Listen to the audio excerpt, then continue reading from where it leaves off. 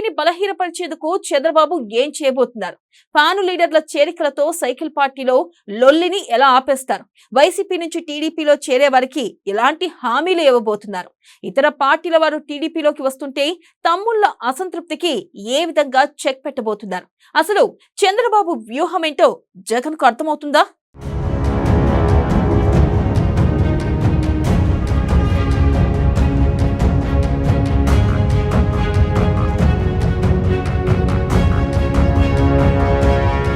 కార్యకర్తల మాటకే చేకొడుతున్న చంద్రబాబు చేరికలపై వివరిస్తూ ముందుకు టీడీపీ బాస్, వ్యతిరేకించిన వారి సమక్షంలో జాయినింగ్స్. 4 నెలల కిందటే టీడీపీలో చేరాల్సిన నాని,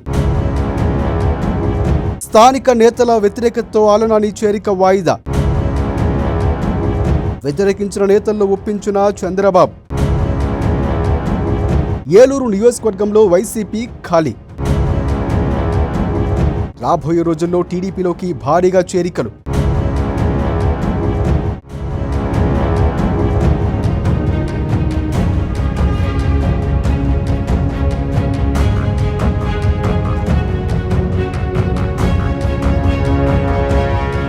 ఇంతకు ముందు ఒక లెక్క, ఇక నుంచి మరొక లెక్క. పార్టీ కేంద్ర కార్యాలయంలో డిసిషన్స్ ఉండవు. గ్రౌండ్ లెవెల్లో నేతలు కార్యకర్తలు మనోగతమే ఫైనల్ అంటున్నారు టీడీపీ అధినేత చంద్రబాబు. నియోజకవర్గాల్లో నేతల అసంతృప్తుల్ని, అభ్యంతరాలు విని మరీ ఎదుటి పార్టీ నుంచి నేతలు ఎందుకు చేర్చుకుంటున్నామో చెప్పి మరీ ఒప్పించి కండువా కప్పుతున్నారు బాబు. చేరికల సమయంలో కూడా ఎడముఖం పెడముఖం అన్నట్లుగా కాకుండా ఏ నేత రాకనైతే పార్టీ నేతలు వ్యతిరేకించారో వాళ్ళ సమక్షంలోనే జాయినింగ్స్ జరిగేలా చూస్తున్నారు సీఎం చంద్రబాబు.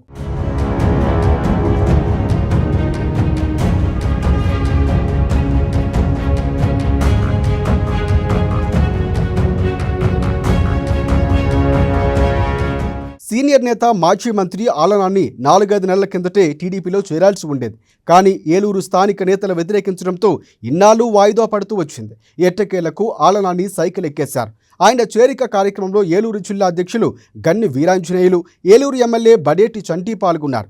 వాస్తవానికి ఈ ఇద్దరు నేతలు ఆలనాని చేరికను తీవ్రంగా అపోజ్ చేసినట్లు ప్రచారమూ జరిగింది. అందుకే మొన్నటి వరకు ఆలనాని జాయినింగ్ను పెండింగ్లో పెడుతూ వచ్చారు. ఫైనల్గా వ్యతిరేకించిన నేతలందరినీ ఒప్పించి వాళ్ళ సమక్షంలోనే ఆలనానికి టీడీపీ కండువా కప్పారు సీఎం చంద్రబాబు.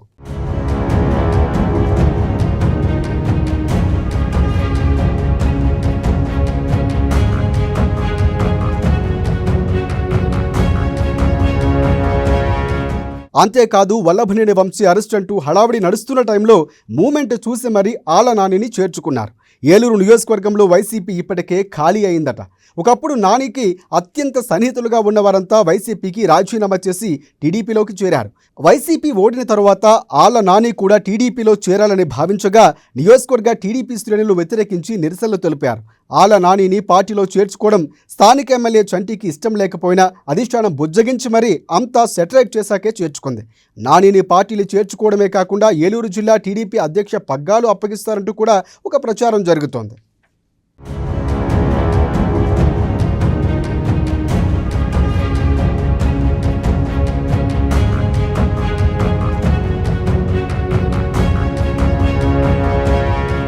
చేరికల వెనుక చంద్రబాబు మార్కు వ్యూహం ఉందట.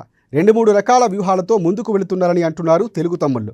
వైసీపీలో బలమైన నాయకులు లేకుండా చేయాలనే వ్యూహం ఒకటైతే 2029 నాటికి నియోజకవర్గాల పునర్విభజనతో పెరగనున్న అసెంబ్లీ సీట్లకు అభ్యర్థులు సిద్ధం చేయడం మరొక ప్లాన్గా చెబుతున్నారు.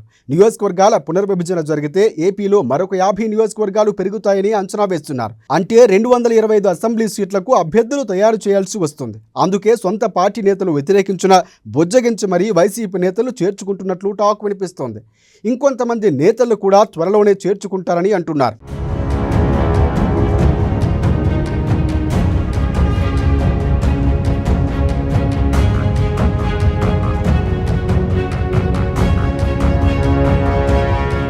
చంద్రబాబు వ్యూహం ఫలిస్తే వైసీపీకి జగన్కు సవాల్ ఎదురు కావడం పక్కా అన్న చర్చ జరుగుతోంది.